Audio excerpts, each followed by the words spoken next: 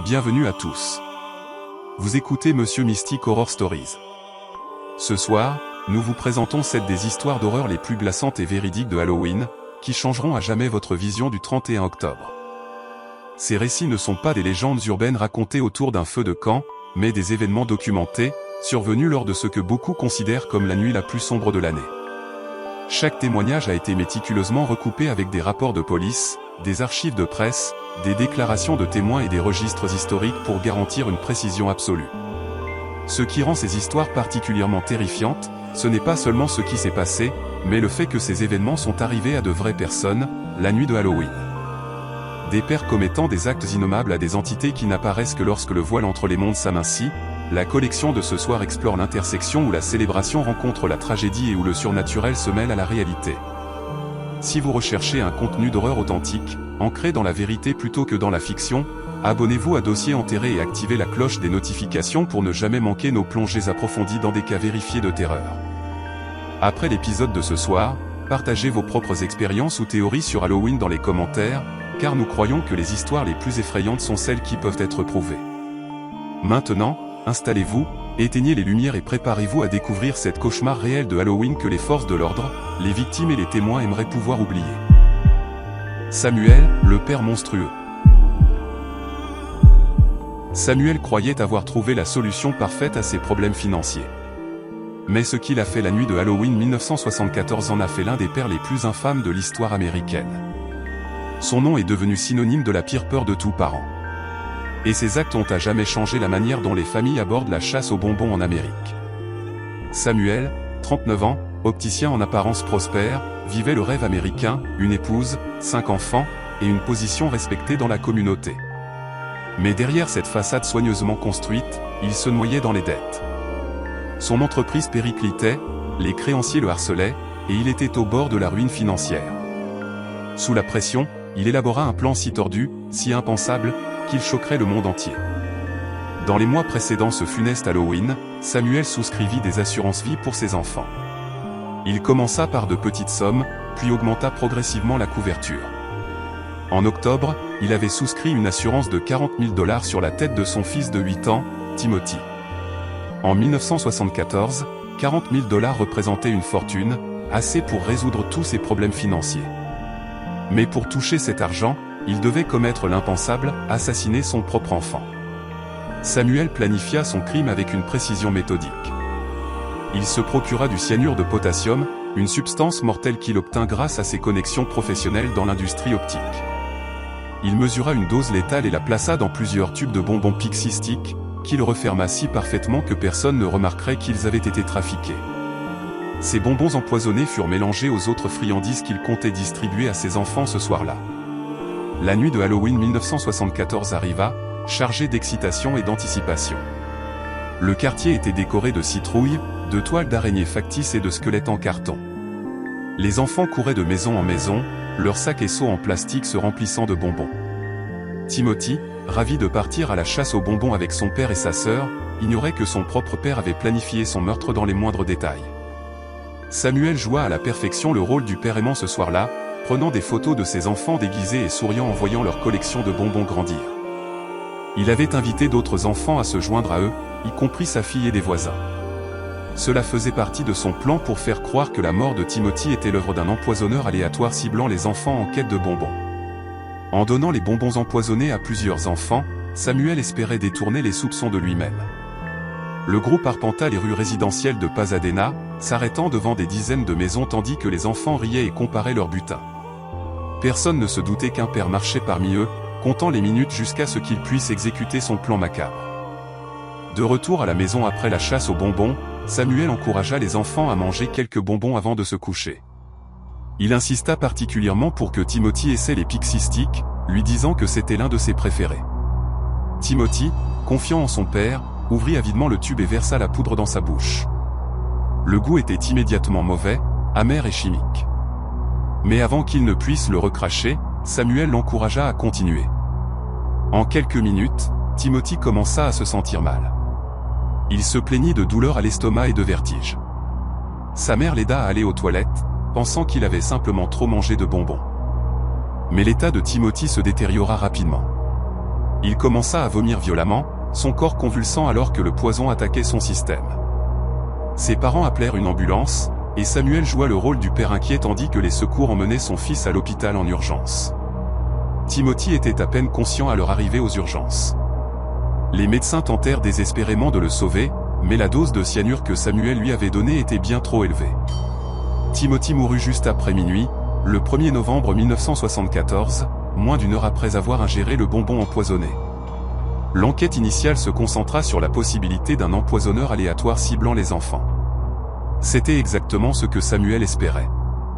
Il joua le père endeuillé avec conviction, donnant des interviews en larmes aux chaînes locales et avertissant les autres parents de bien vérifier les bonbons de leurs enfants.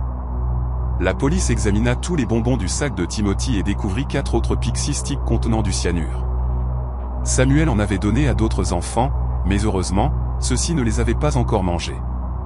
La police recueillit ces bonbons mortels comme preuve et commença à retracer leur origine. Le plan de Samuel commença à se déliter presque immédiatement. La police interrogea tous ceux qui avaient fait la chasse aux bonbons avec le groupe ce soir-là, essayant de déterminer quelle maison avait distribué les bonbons empoisonnés. Mais un problème émergea, aucune des maisons sur leur parcours n'avait distribué de Pixie Stick. Personne ne se souvenait en avoir vu. Les détectives trouvèrent cela profondément suspect. Si aucune maison n'avait distribué ce type de bonbons, d'où venaient les Pixie Sticks empoisonnés? Alors que les enquêteurs creusaient, ils découvrirent les dettes écrasantes de Samuel et les énormes polices d'assurance qu'il avait souscrites pour ses enfants. Ils apprirent qu'il avait accès au cyanure de potassium par son travail. Des voisins rapportèrent que Samuel semblait plus préoccupé par les démarches d'assurance que par le deuil de son fils. Les preuves commençaient à dresser un portrait accablant. En quelques jours, les soupçons s'étaient entièrement détournés d'un empoisonneur aléatoire pour se concentrer sur Samuel lui-même. La police perquisitionna le domicile de Samuel et y trouva des traces de cyanure de potassium en sa possession. Ils découvrirent qu'il avait tenté de souscrire davantage d'assurance pour ses enfants quelques jours avant Halloween, mais qu'on lui avait refusé en raison des montants déjà élevés. Des témoins se manifestèrent, déclarant que Samuel leur avait posé des questions étranges sur les polices d'assurance et les empoisonnements dans les semaines précédant Halloween. Le dossier contre lui se renforçait chaque jour. Samuel continua à clamer son innocence, mais son histoire ne cessait de changer. D'abord, il affirma qu'une maison aléatoire avait dû distribuer les bonbons empoisonnés. Quand cela fut réfuté, il suggéra que quelqu'un sur son lieu de travail avait pu placer le cyanure en sa possession. Il accusa des ennemis mystérieux, prétendit être victime d'un complot, et insista sur le fait qu'il n'aurait jamais fait de mal à ses enfants. Mais les preuves étaient accablantes. La police avait construit un dossier solide contre lui. Le procès commença en mai 1975 et attira immédiatement l'attention nationale. L'idée qu'un père puisse assassiner son propre enfant pour de l'argent d'assurance choqua la nation. Le procureur présenta ses preuves de manière méthodique, montrant au jury le désespoir financier de Samuel, son accès au poison, les polices d'assurance, et l'impossibilité que les bonbons proviennent d'une maison sur le parcours de la chasse aux bonbons. Ils appelèrent des experts qui témoignèrent sur la manière dont les Pixie Sticks avaient été soigneusement ouverts et refermés. Ils montrèrent que la quantité de cyanure dans chaque tube était bien plus que nécessaire pour tuer un enfant, indiquant que quelqu'un voulait être absolument certain que le poison agirait. La défense tenta de plaider le doute raisonnable, suggérant que quelqu'un d'autre aurait pu empoisonner les bonbons, mais leurs arguments sonnaient creux face à la montagne de preuves. Le comportement de Samuel après la mort de son fils joua contre lui. Des témoins témoignèrent qu'il semblait plus préoccupé par la rapidité avec laquelle il pourrait toucher l'argent de l'assurance que par le deuil de Timothy. Sa femme, initialement à ses côtés, finit par témoigner contre lui, incapable de réconcilier les preuves avec l'homme qu'elle croyait connaître. Le 3 juin 1975, après moins d'une heure de délibération, le jury déclara Samuel coupable de meurtre avec préméditation. La rapidité du verdict reflétait à quel point les preuves étaient accablantes. Le juge le condamna à mort, et Samuel fut envoyé dans le couloir de la mort au Texas. Il continua à faire appel pendant des années, maintenant son innocence malgré toutes les preuves du contraire. Chaque appel fut rejeté. Chaque voie légale qu'il explora mena à une impasse. Samuel passa 9 ans dans le couloir de la mort, bien plus longtemps que la plupart des condamnés à cette époque. Pendant toutes ces années, il n'admit jamais sa culpabilité. Il ne montra jamais de remords pour ce qu'il avait fait à son fils. Il continua à clamer qu'il était un homme innocent, condamné à tort. Mais plus personne ne le croyait. Les preuves étaient trop solides, les circonstances trop accablantes, et son comportement trop suspect. Le 31 mars 1984, Samuel fut exécuté par injection létale à la prison d'État du Texas à Huntsville. Il avait 49 ans. Ses derniers mots furent une nouvelle protestation d'innocence, affirmant que son exécution était une terrible erreur. Mais ceux qui connaissaient l'affaire, qui avaient vu toutes les preuves, qui comprenaient l'ampleur de ce qu'il avait fait, connaissaient la vérité. Samuel avait assassiné son propre enfant pour de l'argent, et il avait tenté d'assassiner plusieurs autres enfants pour couvrir son crime. L'impact du crime de Samuel s'étendit bien au-delà de sa famille immédiate. Dans les jours et les semaines qui suivirent la mort de Timothy, la panique s'empara des communautés américaines. Les parents commencèrent à vérifier obsessionnellement les bonbons de leurs enfants, convaincus que des empoisonneurs rôdaient dans chaque quartier. Les hôpitaux et les postes de police proposèrent des services de radiographie pour les sacs de bonbons. De nombreuses communautés interdirent la chasse aux bonbons ou déplacèrent les célébrations dans des environnements intérieurs contrôlés. La joie innocente de Halloween avait été souillée par l'avidité et le mal d'un seul homme. Aujourd'hui, plus de 50 ans plus tard, les parents examinent toujours soigneusement les bonbons de leurs enfants. Nous mettons en garde les enfants contre l'acceptation de friandises maison de la part d'inconnus. Nous leur disons de ne visiter que les maisons de personnes que nous connaissons. Les écoles envoient des prospectus sur la sécurité à Halloween. Certains hôpitaux proposent toujours des services de radiographie pour les bonbons, et les chaînes de télévision diffusent chaque année des reportages sur la manière de garder les enfants en sécurité pendant la chasse aux bonbons. Toutes ces précautions remontent directement à ce que Samuel a fait la nuit de Halloween 1974. L'ironie cruelle est qu'il y a eu extrêmement peu de cas d'empoisonnement de bonbons par des inconnus dans l'histoire américaine. La grande majorité des histoires de bonbons trafiqués à Halloween se révèlent être des canulars ou des accidents.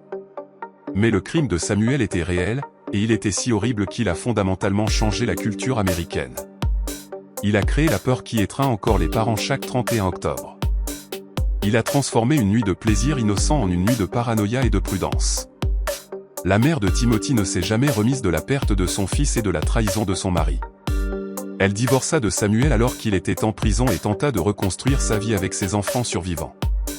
Mais le traumatisme de ce qui s'était passé ne la quitta jamais.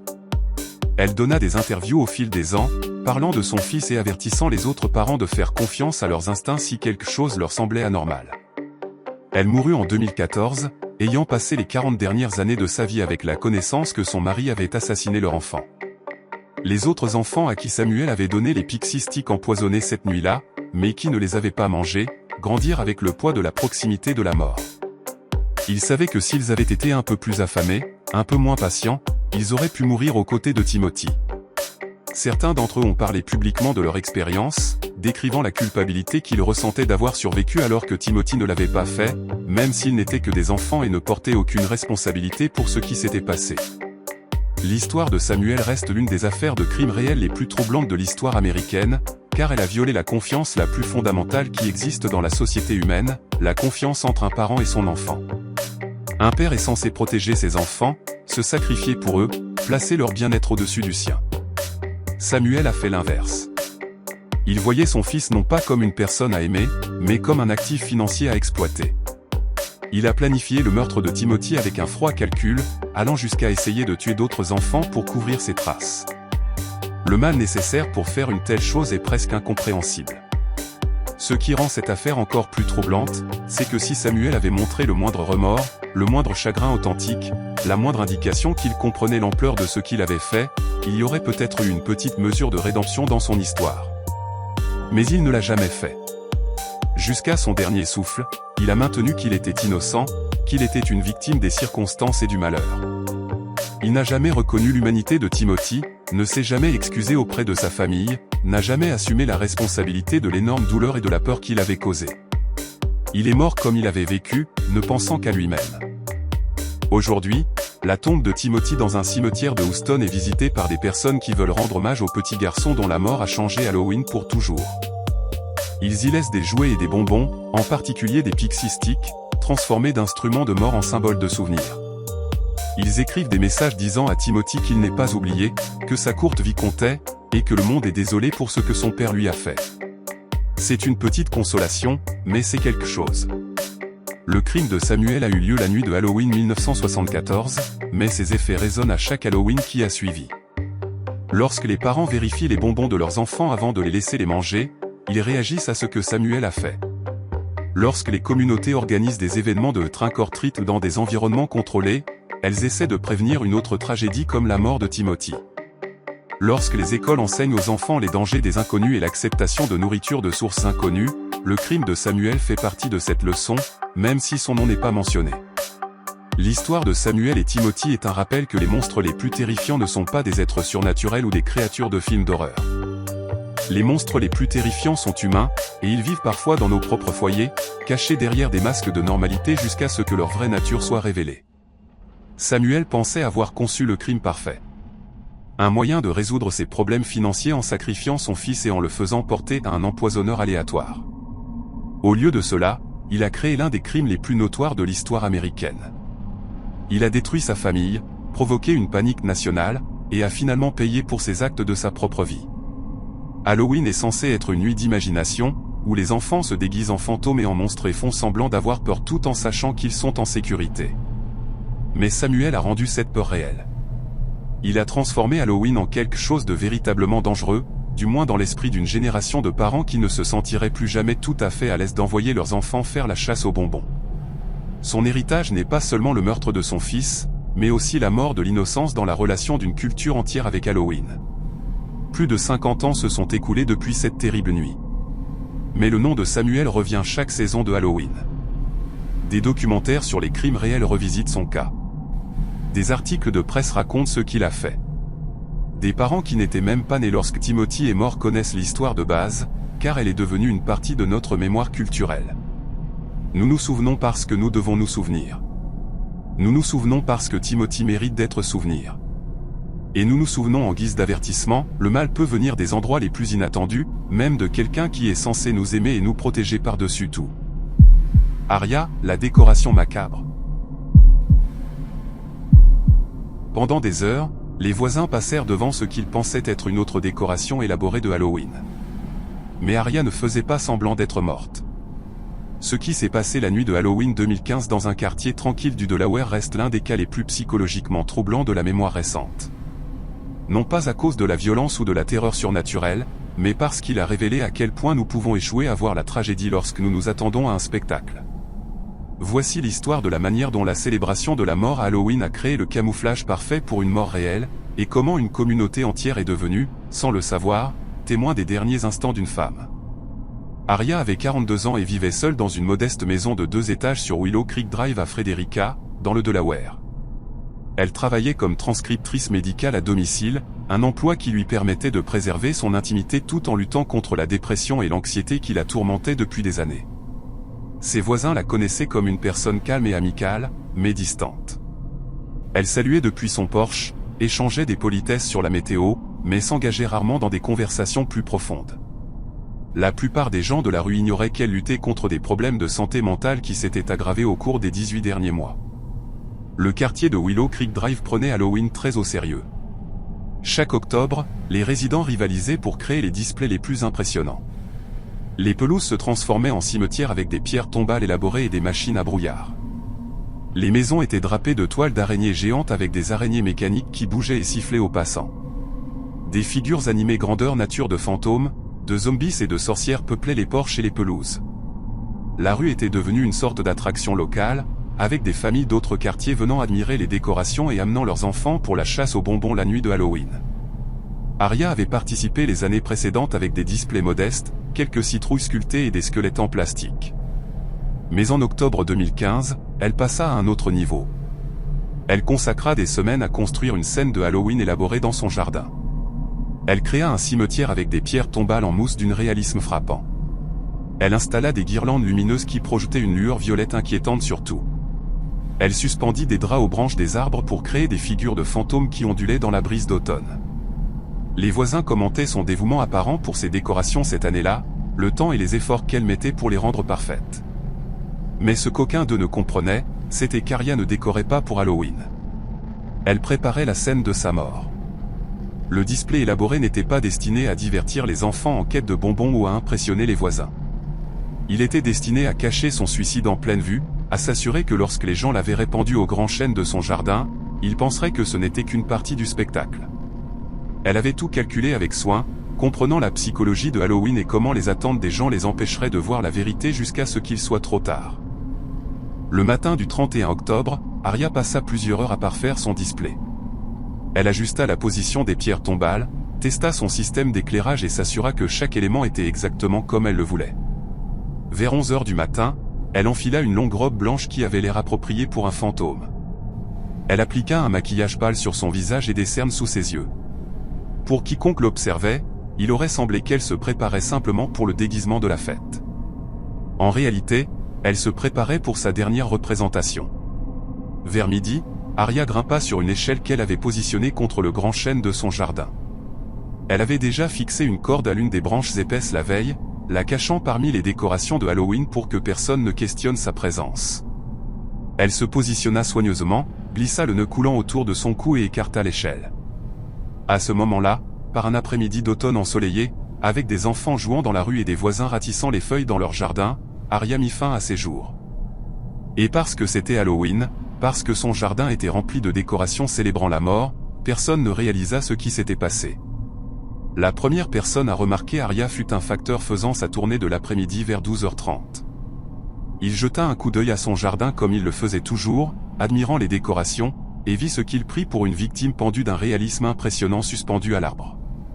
Il s'arrêta même un instant pour apprécier le détail, notant comment la figure semblait osciller naturellement dans le vent et à quel point la corde avait l'air réaliste. Il lui remit son courrier, complimenta ses compétences en décoration d'un signe de la main vers la maison, et continua sa route. Il n'avait aucune idée qu'il venait de passer devant une femme morte depuis moins de 30 minutes. Tout au long de l'après-midi, d'autres personnes passèrent devant la maison d'Aria. Des promeneurs de chiens ralentirent pour admirer les décorations. Des parents poussant des poussettes commentèrent son engagement pour Halloween cette année. Des adolescents prirent des photos de la figure pendue, impressionnés par son réalisme.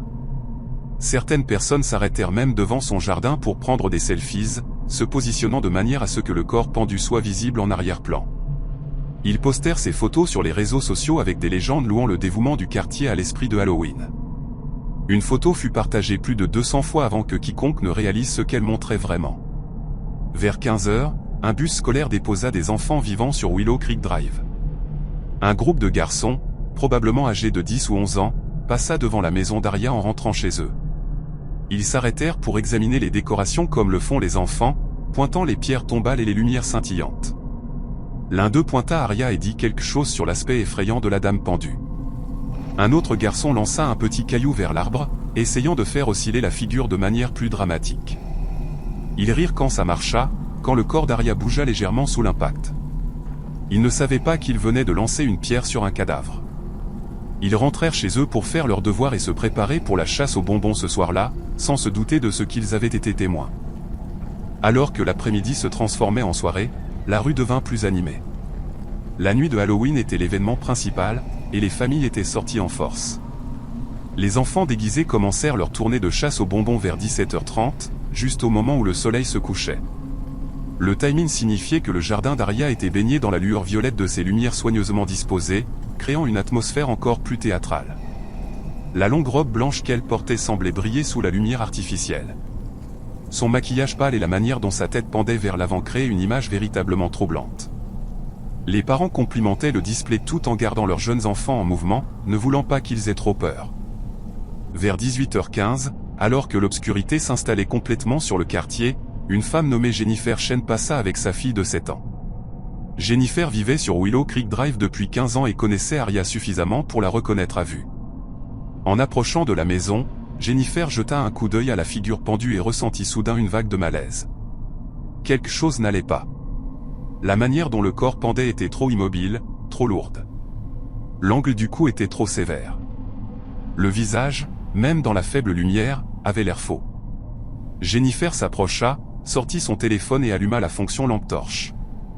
Quand la lumière frappa le visage d'Aria, Jennifer vit immédiatement la vérité. Les yeux étaient ouverts et troubles. La peau avait une qualité cireuse, sans vie. Ce n'était pas une décoration.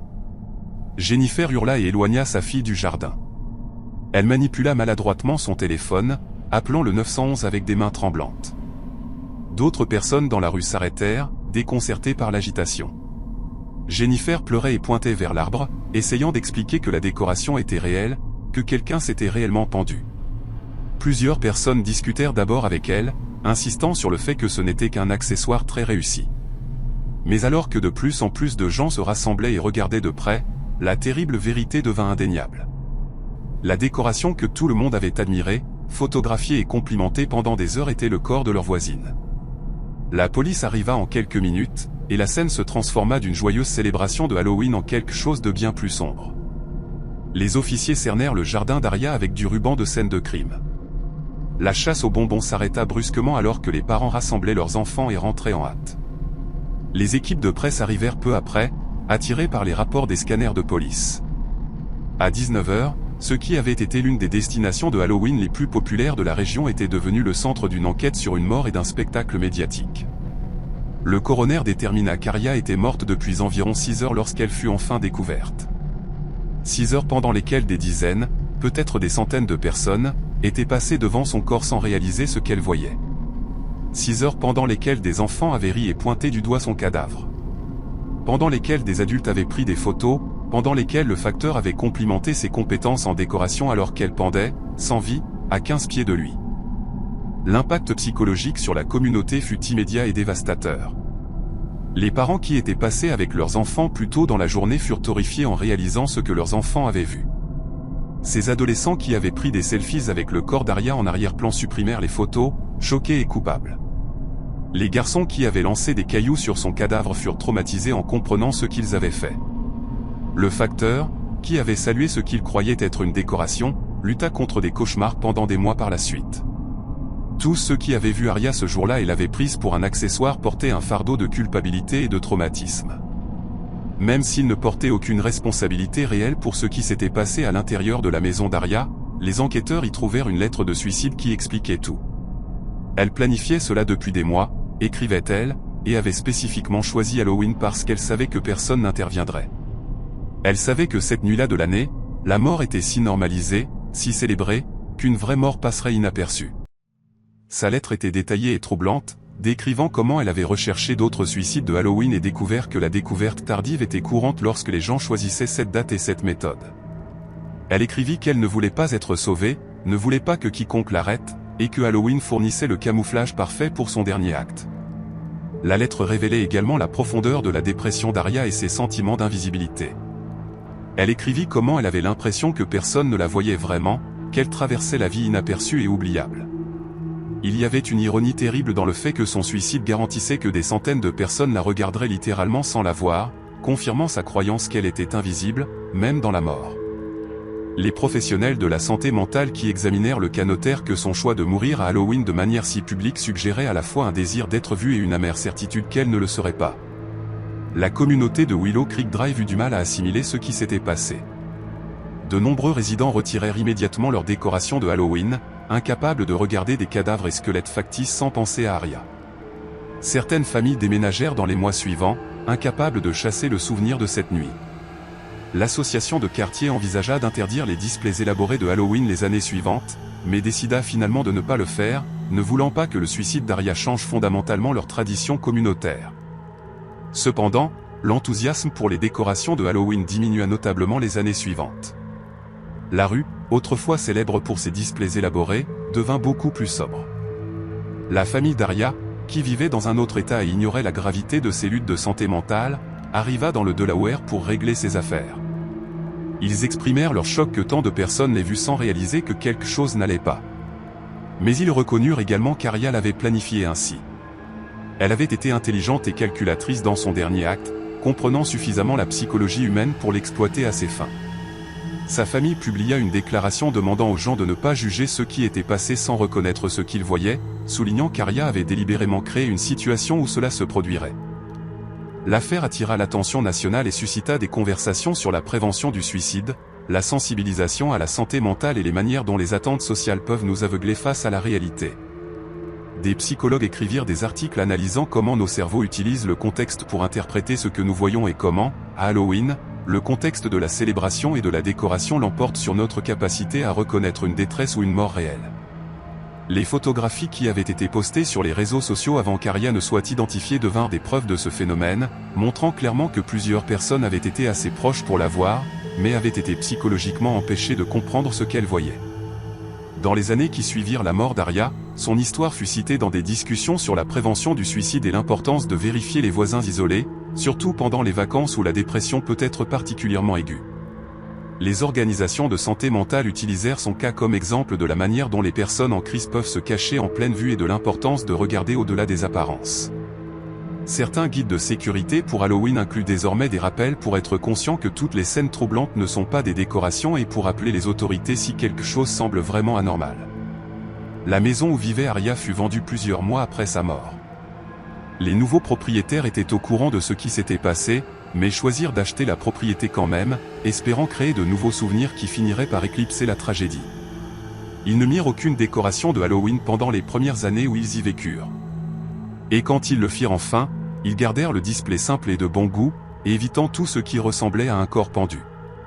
Le grand chêne où Aria était morte resta debout. Mais la branche qu'elle avait utilisée fut considérablement coupée. L'histoire d'Aria nous force à affronter des questions inconfortables sur la manière dont nous nous voyons vraiment les uns les autres, et à quel point la tragédie peut être confondue avec le divertissement lorsque nous nous attendons à une chose et en rencontrons une autre. Halloween célèbre la mort comme un théâtre, quelque chose de sûr et de contrôlé, et finalement d'irréel. Aria l'avait compris et l'avait utilisé pour s'assurer que sa mort passerait inaperçue jusqu'à ce qu'il soit trop tard pour quiconque intervienne. En faisant cela, elle créa une situation où une communauté entière devint, sans le savoir, participant à ces derniers instants. Un fardeau que beaucoup d'entre eux continuent de porter. David, la méprise mortelle. David était excité à l'idée de son premier Halloween américain. Il avait regardé les films, étudié les coutumes et choisi le costume parfait. Mais une simple erreur lui coûterait la vie. Ce qui s'est passé dans la nuit du 17 octobre 1992 à Baton Rouge, en Louisiane, n'était pas techniquement Halloween, mais cela s'est produit lors d'une fête d'Halloween et est devenu l'un des cas les plus tragiques et controversés associés à cette fête. Voici l'histoire de la manière dont un malentendu culturel, la peur et une seule décision terrible ont mis fin à la vie d'un garçon de 16 ans qui voulait simplement vivre une tradition américaine. David était un étudiant japonais en échange vivant avec une famille d'accueil à Baton Rouge. Il était arrivé aux États-Unis 2 mois plus tôt, rempli d'enthousiasme à l'idée de vivre la culture américaine de première main. C'était un bon élève, poli et avide d'apprendre, et sa famille d'accueil s'était rapidement attachée à lui.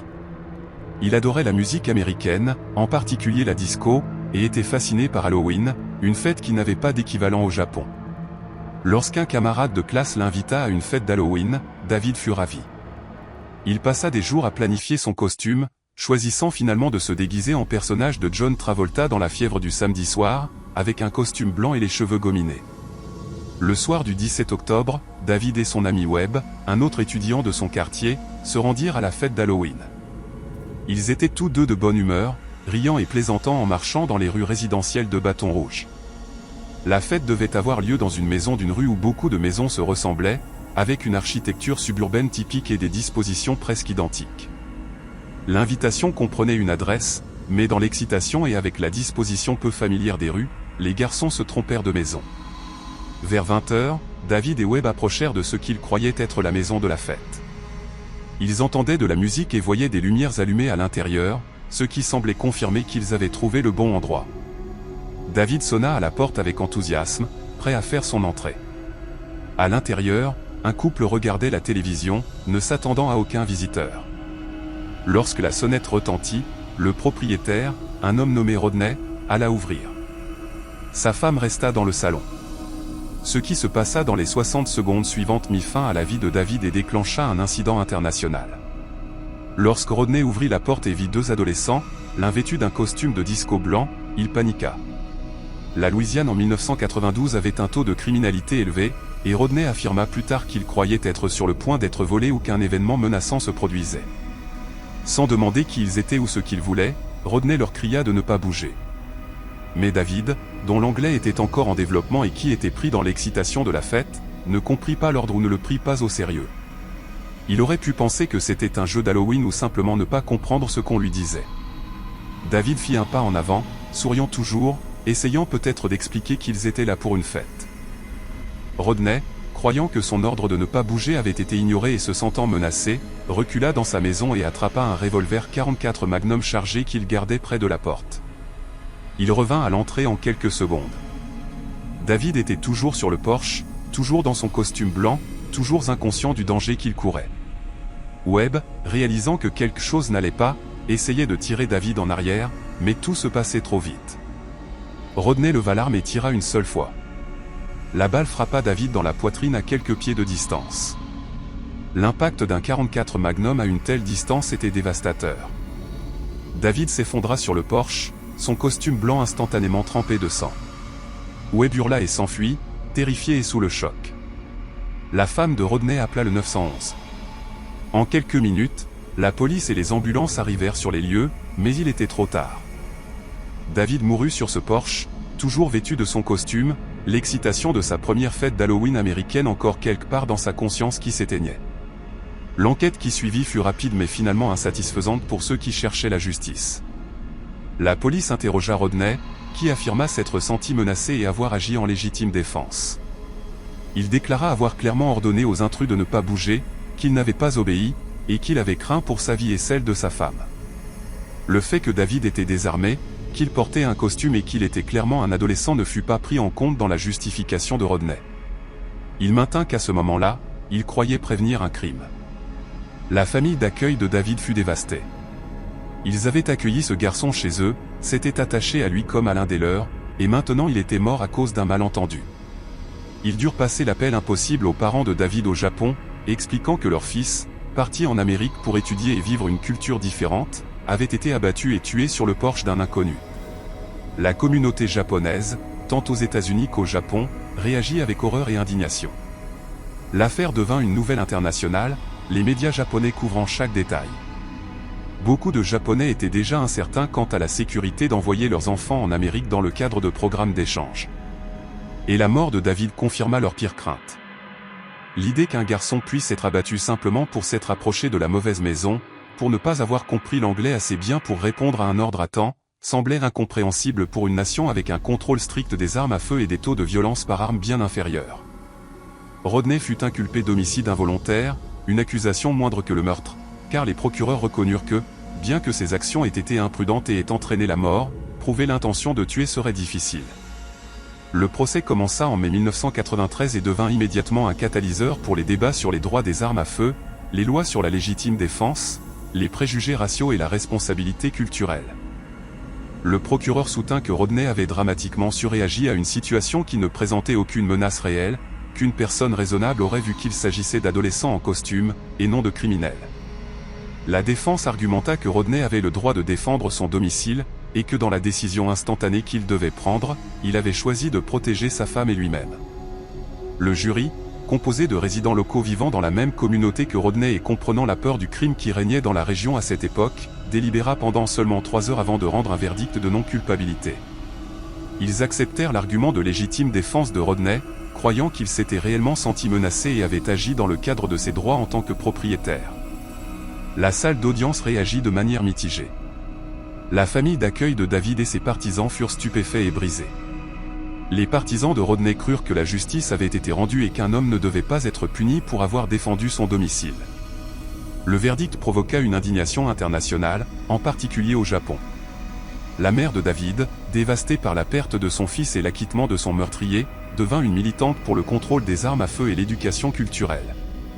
Elle se rendit à plusieurs reprises aux États-Unis pour parler de la mort de son fils et faire campagne pour des changements de loi qui empêcheraient des tragédies similaires. Elle rencontra des politiciens, parla dans des universités et accorda des interviews à tous les médias qui voulaient l'écouter. Son message était simple, son fils était mort à cause de la peur, d'un malentendu et d'un accès facile aux armes à feu. Elle voulait que sa mort ait un sens, qu'elle mène à des changements qui protégeraient d'autres enfants. Dans les années qui suivirent la mort de David, son histoire devint une étude de cas dans les programmes culturels et les orientations pour les étudiants en échange. Les organisations facilitant les échanges d'étudiants internationaux commencèrent à inclure une formation spécifique sur la culture des armes à feu en Amérique, les différences régionales et la manière d'interagir avec des inconnus, ainsi que l'importance de comprendre des ordres comme ne bougez plus ou stop.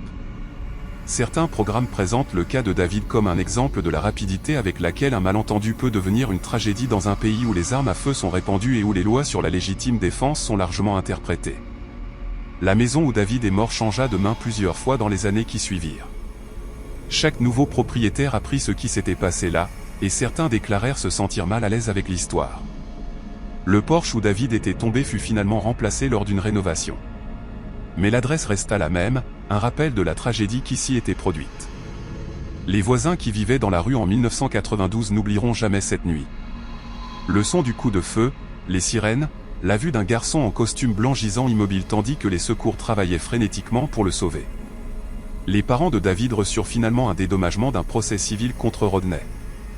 Bien qu'aucune somme d'argent ne puisse compenser la perte de leur fils, ils établirent un fonds de bourse au nom de David pour les étudiants japonais étudiant la résolution des conflits et la compréhension internationale, espérant que les générations futures seraient mieux équipées pour combler les fossés culturels et prévenir des tragédies comme celle qui leur avait enlevé leur fils. L'affaire souleva des questions qui restent sans réponse des décennies plus tard. À quel moment la peur justifie-t-elle l'usage d'une force mortelle? Quelle responsabilité avons-nous de vérifier une menace avant de répondre par la violence? Comment équilibrer le droit à la légitime défense avec la responsabilité de ne pas nuire à des personnes innocentes? Quel rôle joue la compréhension culturelle dans la prévention de la tragédie? Ces questions n'ont fait que devenir plus pertinentes alors que l'Amérique continue de lutter contre la violence par arme à feu, les lois sur la légitime défense et l'interaction entre différentes attentes culturelles. David est venu en Amérique rempli d'espoir et de curiosité. Il voulait en savoir plus sur une culture différente, se faire des amis, vivre des expériences qu'il ne pouvait pas avoir au Japon. Halloween le fascinait parce que c'était si différent de tout ce qu'il avait connu. Une nuit où les Américains célébraient en se déguisant et en allant à des fêtes. Il avait choisi son costume avec soin, répété ses pas de danse, et était parti ce soir d'octobre avec l'innocente attente de passer une soirée mémorable. Il n'avait aucune idée qu'en quelques heures, il serait mort. Abattu sur le porche d'un inconnu parce qu'il s'était trompé d'adresse et n'avait pas compris un ordre crié assez rapidement. La tragédie de la mort de David ne réside pas seulement dans la perte d'une jeune vie, mais dans le fait qu'elle était évitable. S'il avait trouvé la bonne maison avec Webb, David aurait passé la soirée à danser et à rire avec ses camarades de classe. Si Rodney avait demandé qui ils étaient avant de prendre son arme, il aurait réalisé qu'il s'agissait simplement d'adolescents cherchant une fête. Si David avait compris le mot « ne bougez plus » immédiatement, il aurait peut-être arrêté et expliqué l'erreur. Si Rodney avait tiré un coup de semonce ou appelé la police au lieu de tirer directement sur un adolescent, David serait resté en vie. Mais aucune de ces choses ne s'est produite. Et une combinaison de petites erreurs et de mauvaises décisions a abouti à une tragédie irréversible. Aujourd'hui, l'histoire de David est toujours racontée dans les discussions sur la violence par arme à feu, la sensibilité culturelle et le système judiciaire américain. Sa mère, qui a passé des décennies à militer pour un changement en son nom, a déclaré que, bien qu'elle ne puisse jamais pardonner ce qui est arrivé à son fils, elle espère que sa mort a rendu les gens plus conscients des dangers de la violence motivée par la peur et de l'importance de tenter de se comprendre au-delà des fossés culturels. La tombe de David au Japon est régulièrement visitée par d'anciens camarades de classe et des personnes qui ont appris son histoire et en ont été touchés. Ils y déposent des fleurs et écrivent des messages lui disant que sa vie comptait et que sa mort n'est pas oubliée. Evelyn, le visiteur inconnu. Evelyn distribuait des bonbons depuis 3 heures lorsque le dernier enfant frappa à sa porte. Mais ce qui se tenait sur son porche n'était pas un enfant déguisé. Ce qui s'est passé la nuit de Halloween 2018 dans une banlieue tranquille de Portland, dans l'Oregon, reste l'une des rencontres les plus inexpliquées et troublantes jamais rapportées. Evelyn était un témoin fiable, une enseignante à la retraite sans antécédent de maladie mentale, sans problème de toxicomanie, et avec une réputation dans sa communauté de personnes sensées et ancrées dans la réalité. Pourtant, ce qu'elle a vécu cette nuit-là a remis en question tout ce qu'elle croyait comprendre de la réalité. Voici son histoire, documentée à travers des rapports de police, des images de caméras de sécurité et des témoignages de témoins qui soulèvent plus de questions qu'ils n'apportent de réponses. Evelyn vivait seule dans une modeste maison de style ranch sur Maple Grove Lane, une rue paisible où des familles vivaient depuis des générations. Elle avait 68 ans et distribuait des bonbons aux enfants du quartier depuis plus de 30 ans. Elle connaissait bien la routine, faire le plein de bons bonbons, allumer la lumière du porche à 17h30, accueillir chaque groupe d'enfants avec enthousiasme, et éteindre la lumière vers 21h30 lorsque l'affluence diminuait. Le 31 octobre 2018 commença comme tous les autres Halloween qu'elle avait connus. La soirée se déroula normalement. Des groupes d'enfants vinrent et repartirent, leurs costumes allant de super-héros à princesse en passant par des créations maison élaborées. Les parents attendaient sur le trottoir, discutant avec les voisins pendant que leurs enfants couraient vers la porte. Evelyn reconnaissait beaucoup de familles des années précédentes et appréciait la continuité de la tradition. À 21h45, le flux de visiteurs s'était réduit à un filet.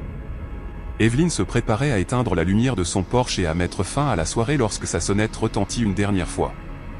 Elle ouvrit la porte, s'attendant à voir un parent avec un enfant fatigué faisant une dernière halte avant de rentrer chez lui. Au lieu de cela, elle se retrouva face à une figure qui fit hurler chaque instinct de son corps qu'il y avait quelque chose de profondément faux. Debout sur son Porsche se trouvait ce qui semblait être un enfant, mesurant environ 1,20 m, vêtu de ce qui ressemblait à un simple costume de fantôme, une feuille blanche avec des trous pour les yeux. Mais les proportions étaient fausses. Les bras étaient trop longs, s'étendant au-delà de l'endroit où les genoux auraient dû se trouver. La manière dont il se tenait était étrange. Le poids était réparti d'une manière qui suggérait des articulations pliées à des angles qui ne correspondaient pas à l'anatomie humaine. Evelyn raconta plus tard à la police que sa première pensée fut que quelqu'un avait créé un costume très élaboré en utilisant des échasses ou une sorte de cadre mécanique. Elle essaya de se convaincre que ce qu'elle voyait n'était qu'un tour astucieux de Halloween. Mais alors qu'elle se tenait là, dans son embrasure de porte, fixant cette figure, d'autres détails commencèrent à s'imposer, rendant toute rationalisation impossible. La feuille blanche qui couvrait la figure ne bougeait pas avec la brise. Elle pendait parfaitement immobile malgré le vent qui faisait bruisser les feuilles dans son jardin. Le tissu lui-même semblait faux, trop lisse, presque comme s'il faisait partie de la chose plutôt que d'être drapé dessus. La figure resta immobile pendant plusieurs secondes, ne parlant pas, ne bougeant pas, se contentant de se tenir là. Evelyn sentit sa bouche devenir sèche. Elle décrivit plus tard une sensation écrasante de fausseté, comme si son cerveau essayait de traiter quelque chose qu'il ne pouvait pas catégoriser. La figure étendit lentement un bras, un geste clairement destiné à demander des bonbons. Le bras bougea de manière fluide mais anormale, se pliant d'une manière qui fit se retourner l'estomac d'Evelyn. Elle pouvait voir la main sortir de la manche, et elle était pâle, presque luminescente sous la lumière du Porsche. Les doigts étaient trop longs, les articulations visibles sous une peau qui semblait tendue trop fort. Evelyn, agissant par automatisme et ne sachant que faire d'autre, plongea la main dans son bol de bonbons et en sortit une poignée de barres chocolatées. Elle tendit la main vers la figure, essayant de ne pas la laisser la toucher. La main de la figure se referma autour des bonbons, et Evelyn sentit sa peau se hérisser. La texture était fausse. Elle était froide, bien plus froide que ce que l'air d'octobre pouvait expliquer, et elle était humide, comme toucher quelque chose qui avait été immergé dans l'eau. Elle retira rapidement sa main, résistant à l'envie de l'essuyer sur ses vêtements. Puis la figure parla. La voix qui sortit de sous la feuille fut la partie la plus troublante de toute l'expérience. Elle dit « merci ». Mais les mots étaient faux. Le ton était décalé, modulé d'une manière qui semblait comme si quelqu'un avait pris un enregistrement d'une voix humaine et l'avait joué à la mauvaise vitesse. L'inflexion était robotique, totalement dépourvue du rythme naturel de la parole humaine. Evelyn sentit un frisson lui parcourir l'échine. Ce qui se tenait sur son Porsche n'était pas un enfant. Ce n'était pas humain. Elle en était soudainement absolument certaine. La figure se retourna pour partir et Evelyn remarqua qu'elle ne marchait pas tant qu'elle ne glissait pas. Ses pieds, si elle en avait, ne semblaient pas entrer en contact avec le Porsche de manière normale. Elle descendit les marches de son entrée avec une fluidité contre nature, comme une vidéo jouée avec des images manquantes. Evelyn la regarda, figée dans son embrasure de porte, alors que la figure descendait son allée vers la rue. Elle atteignit le trottoir et, de manière impossible, elle accéléra. Un instant, elle se déplaçait à une allure lente. Le suivant, elle était entre deux maisons de l'autre côté de la rue, couvrant une distance d'au moins 18 mètres en ce qui ne pouvait pas avoir été plus de 2 secondes. Puis elle avait disparu. Evelyn resta dans son embrasure de porte pendant une minute entière, essayant de traiter ce qu'elle venait de voir. Son esprit rationnel insistait sur le fait que ce devait être un costume, une farce élaborée. Des adolescents avec des accessoires sophistiqués. Mais ses instincts, aiguisés par 68 ans d'expérience de vie, lui disaient autre chose. Elle venait de rencontrer quelque chose qui ne devait pas exister. Avec des mains tremblantes, elle ferma et verrouilla sa porte, éteignit la lumière de son Porsche et s'assit dans son salon, essayant de calmer son cœur qui battait la chamade. Après environ 20 minutes, lorsque son choc initial s'était suffisamment atténué pour qu'elle puisse penser clairement, Evelyn se souvint qu'elle avait installé un système de caméra de sécurité 6 mois plus tôt.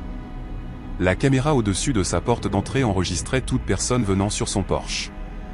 Elle sortit son téléphone, ouvrit l'application de sécurité et consulta les images de la dernière heure. Elle regarda des groupes d'enfants normaux venir et repartir, leurs costumes clairement visibles, leurs mouvements naturels et humains. Puis elle vit l'horodatage de 21h46, juste au moment où le dernier visiteur était arrivé. Ce que la caméra avait capturé fit froid dans le dos à Evelyn. La figure était visible, mais la vidéo était déformée autour d'elle. L'image se pixelisait et se corrompait, rendant difficile la vision des détails clairs. Ce qui était visible montrait les mêmes proportions troublantes dont Evelyn se souvenait, les deux longs bras, la manière étrange de se tenir debout. Mais quelque chose d'autre était visible sur les images que Evelyn n'avait pas remarquées en personne. Lorsque la figure bougeait, elle laissait une traînée faible, presque comme une double exposition sur une vieille photographie. La caméra avait également enregistré l'audio, et Evelyn le rejoint. Le merci sonnait encore plus troublant dans l'enregistrement, clairement artificiel et faux. Evelyn prit une décision. Elle devait signaler cela, peu importe à quel point cela pouvait sembler fou. Elle appela la ligne non urgente de la police de Portland et leur dit qu'elle voulait déposer une plainte concernant une personne suspecte. Lorsque les officiers arrivèrent 30 minutes plus tard, elle leur montra les images de la caméra de sécurité et leur raconta exactement ce qu'elle avait vécu. Les officiers furent professionnels et la prirent au sérieux, en particulier après avoir visionné la vidéo. Ils notèrent la distorsion autour de la figure et l'audio inhabituel. Ils demandèrent si l'un de ses voisins avait vu quelque chose d'inhabituel.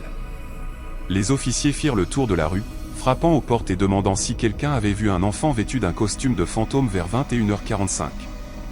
Ce qu'ils découvrirent fut à la fois validant et profondément troublant. 3 autres voisins de Maple Grove Lane rapportèrent avoir vu une figure correspondant à la description d'Evelyn à peu près au même moment. Un homme dit avoir vu la figure se déplacer entre les maisons de l'autre côté de la rue à une vitesse impossible. Une autre femme dit l'avoir vue debout sous un réverbère, parfaitement immobile pendant plusieurs minutes, avant qu'elle ne disparaisse soudainement. Aucun d'eux n'avait pensé à le signaler initialement, supposant que ce n'était qu'un costume inhabituel ou un jeu de lumière. La police prit les déclarations de tous les témoins et recueillit les images de la caméra de sécurité de la maison d'Evelyn. Ils déposèrent un rapport officiel classant l'incident comme inexpliqué. Les nouvelles locales reprirent l'histoire quelques jours plus tard et elle généra une attention significative. Des enquêteurs paranormaux demandèrent la permission d'interviewer Evelyn et d'examiner sa propriété. Elle déclina, souhaitant tourner la page sur cette expérience. Mais l'histoire se répandit dans les communautés en ligne dédiées aux phénomènes inexpliqués, et la rencontre d'Evelyn devint un cas bien documenté de bizarrerie de Halloween. Dans les semaines et les mois qui suivirent l'incident, plusieurs théories émergèrent sur ce qu'Evelyn et ses voisins avaient rencontré. Certains suggérèrent qu'il s'agissait d'une farce élaborée utilisant une technologie avancée, peut-être un drone avec une image projetée, ou quelqu'un dans un costume très sophistiqué avec des améliorations mécaniques. D'autres crurent qu'il s'agissait d'une entité paranormale, quelque chose qui profitait de la nuit de Halloween lorsque la frontière entre les mondes était supposément plus fine.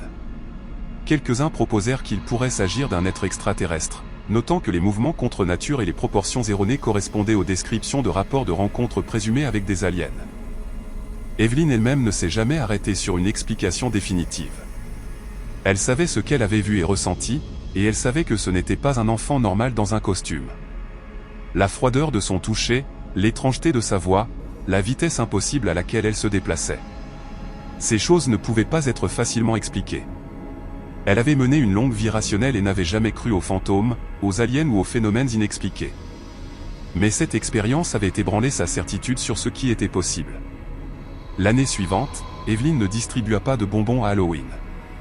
Elle éteignit toutes ses lumières, verrouilla ses portes et passa la soirée à l'intérieur à regarder la télévision. Elle dit à ses amis et à sa famille qu'elle ne se sentait tout simplement pas d'humeur. Mais la vérité était qu'elle ne pouvait pas affronter la possibilité de revoir cette figure. Le souvenir de ses proportions erronées, de son toucher froid, de sa voix artificielle. Ces choses hantaient ses rêves pendant des mois. Même maintenant, des années plus tard, elle se réveille parfois en y pensant, se demandant ce que c'était et pourquoi cela était venu à sa porte.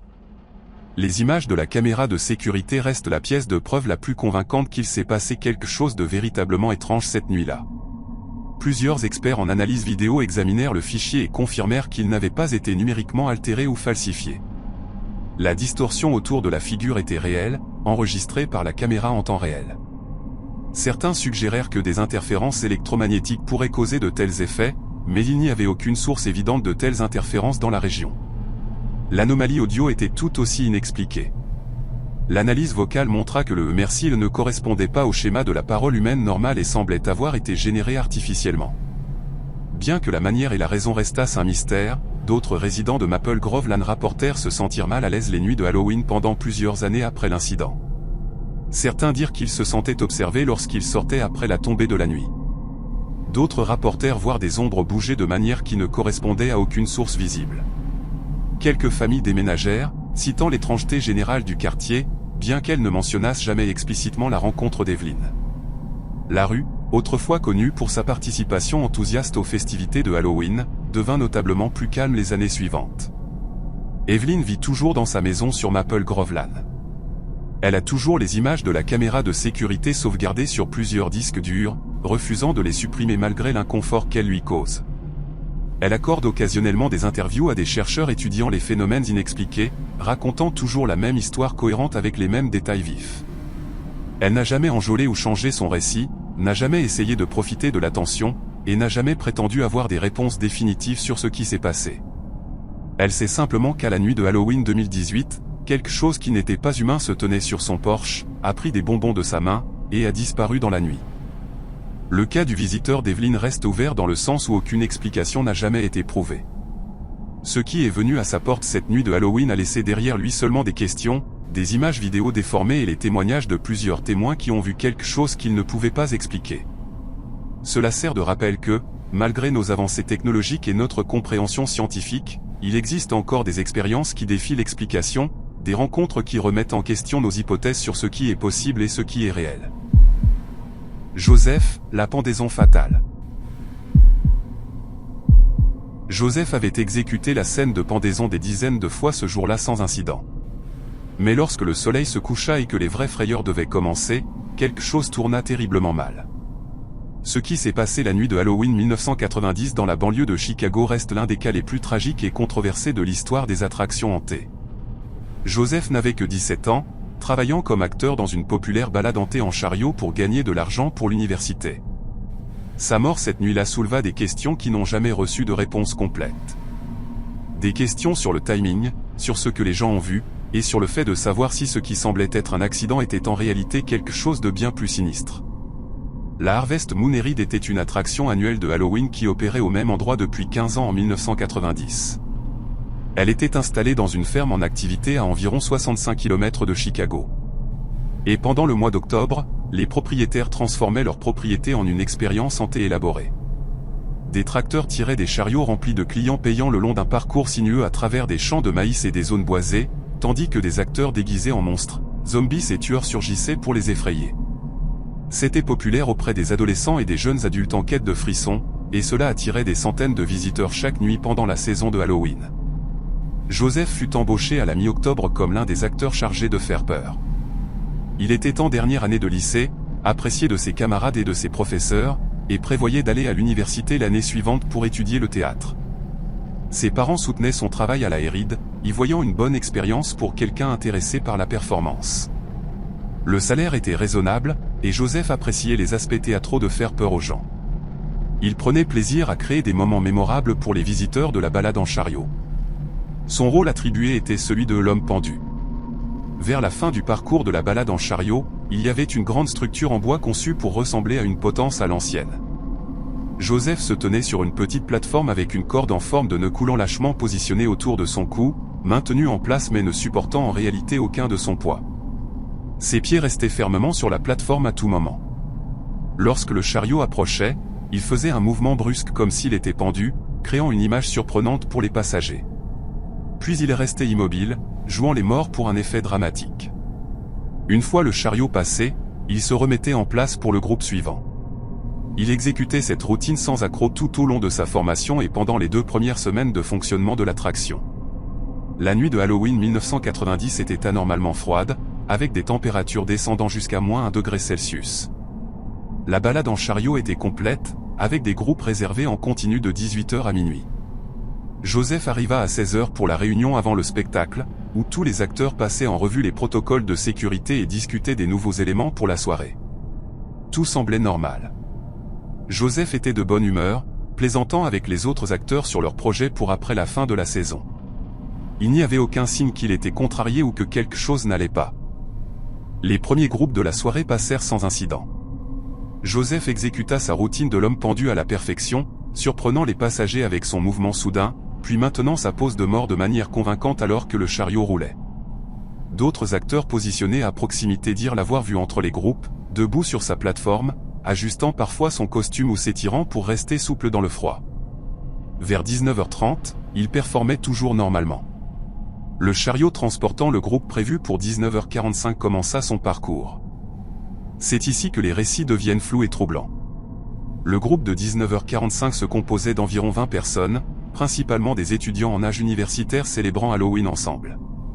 Alors que leur chariot approchait de la section de la potence, ils virent Joseph en position, debout sur la plateforme avec un nœud coulant autour du cou. Le conducteur du chariot, qui avait fait ce trajet des dizaines de fois et connaissait la routine, ralentit légèrement en approchant de la potence, donnant aux passagers le temps de remarquer l'homme pendu avant que Joseph n'exécute son mouvement et ne se fige. Mais Joseph ne bougea pas. Le chariot ralentit presque jusqu'à l'arrêt, comme c'était la coutume pour cette frayeur, et Joseph resta simplement pendu là, complètement immobile. Plusieurs passagers pointèrent du doigt et commentèrent à quel point les faits semblaient réalistes. Certains notèrent qu'il semblait être pendu selon un angle différent de d'habitude, son poids paraissant réellement soutenu par la corde plutôt que par ses pieds sur la plateforme. Le conducteur du chariot, devenant préoccupé par l'absence de mouvement de Joseph, arrêta complètement le chariot et l'appela. Il n'y eut aucune réponse. Le conducteur descendit du tracteur et s'approcha de la potence. En s'approchant, il put voir que quelque chose n'allait vraiment pas. Les pieds de Joseph ne reposaient pas sur la plateforme. Il pendait à plusieurs centimètres au-dessus. Le nœud coulant qui était censé être lâche autour de son cou était serré, supportant tout son poids. Son visage avait une teinte bleutée, visible même sous le faible éclairage théâtral. Le conducteur se mit immédiatement à hurler à l'aide et essaya de soulever Joseph pour soulager la pression sur son cou. D'autres acteurs accoururent de positions voisines. Quelqu'un appela le 911. Les secours arrivèrent en 8 minutes, mais il était déjà trop tard. Joseph fut déclaré mort sur place. Le médecin légiste détermina plus tard qu'il était mort par asphyxie due à la pendaison. L'hypothèse immédiate fut qu'il s'agissait d'un tragique accident, que d'une manière ou d'une autre, le mécanisme de la cascade avait échoué et que Joseph s'était accidentellement pendu en essayant d'exécuter sa routine. Mais l'enquête qui suivit souleva des questions troublantes. La plateforme sur laquelle Joseph se tenait fut examinée minutieusement. Elle ne montrait aucun signe de casse ou de dysfonctionnement. Elle était exactement là où elle aurait dû être, à quelques centimètres en dessous de l'endroit où les pieds de Joseph furent retrouvés pendants. Pour que Joseph se retrouve pendu, il aurait dû soit descendre délibérément de la plateforme, soit être tiré ou poussé. Aucune de ces explications n'avait de sens immédiat. La corde et le nœud coulant furent également examinés. Le nœud coulant que Joseph était censé utiliser pour la cascade était conçu pour être lâche et non fonctionnel, créant simplement l'apparence d'être autour de son cou sans réellement le serrer. Mais le nœud coulant trouvé autour du cou de Joseph lorsqu'il fut découvert était noué différemment, d'une manière qui se resserrerait lorsque du poids serait appliqué. Quelqu'un avait soit renoué le nœud coulant, soit l'avait entièrement remplacé par un nœud coulant fonctionnel. Joseph, en tant que personne qui le porterait, aurait remarqué ce changement. Alors pourquoi l'avait-il mis autour de son cou ? Le timing était un autre élément profondément troublant. Le groupe prévu pour 19h15 avait vu Joseph exécuter sa routine normalement. Les membres du personnel entre les groupes de 19h15 et 19h45 dirent avoir vu Joseph sur sa plateforme, semblant aller bien. Pourtant, au moment où le groupe de 19h45 arriva, Joseph était mort, ayant été pendu assez longtemps pour que son visage devienne bleu.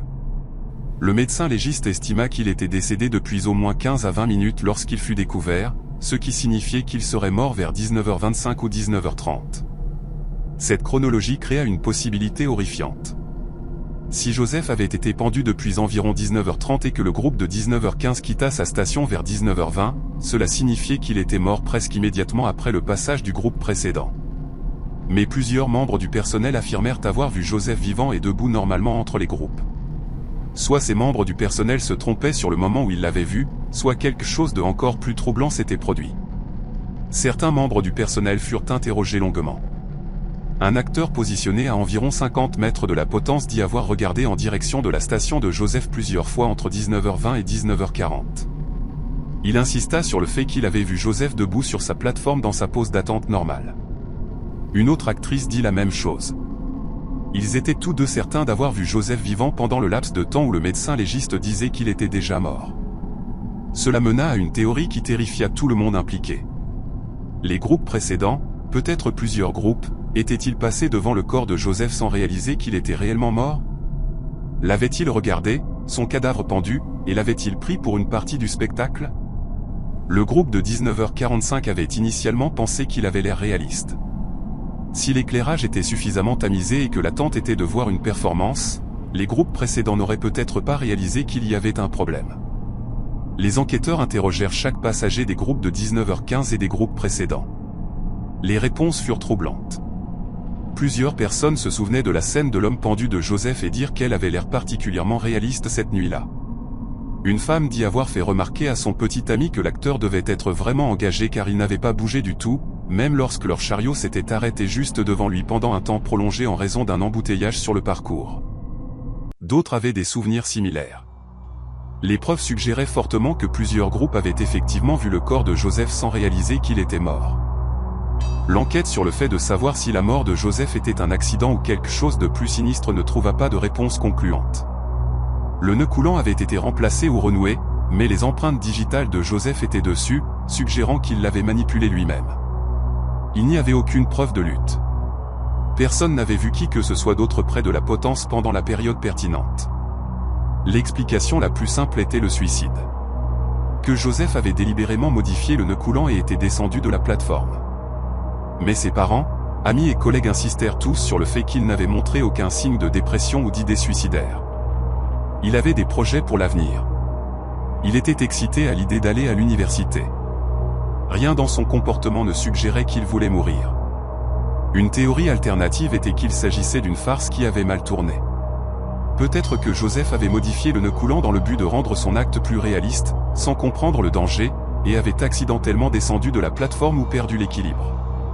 Mais cette explication nécessitait de croire qu'un adolescent intelligent de 17 ans ne comprendrait pas la physique de base de la pendaison, ce qui semblait peu probable. La théorie la plus sombre, murmurée mais jamais prouvée, était que quelqu'un avait saboté l'équipement de Joseph, avec l'intention de lui nuire. Il y avait eu quelques conflits mineurs entre les acteurs pendant la saison. Des drames typiques sur le lieu de travail et des chocs de personnalité, mais rien qui semblait assez sérieux pour motiver un meurtre.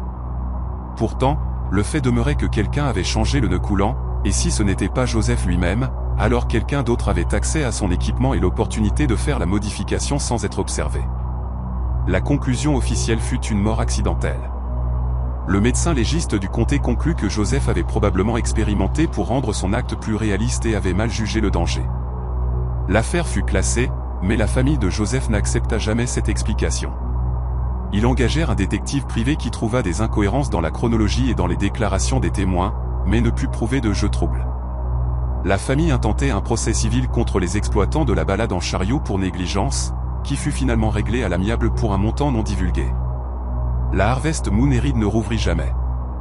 Les propriétaires, traumatisés par la mort de Joseph et faisant face à une responsabilité potentielle, fermèrent définitivement l'opération.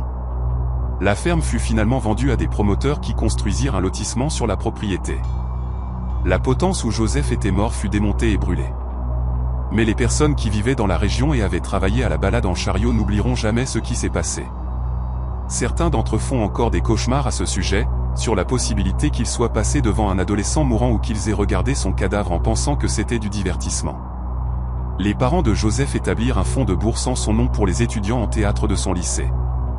Chaque année, plusieurs étudiants reçoivent une aide financière pour poursuivre leur rêve de performance, gardant ainsi la mémoire de Joseph vivante de manière positive.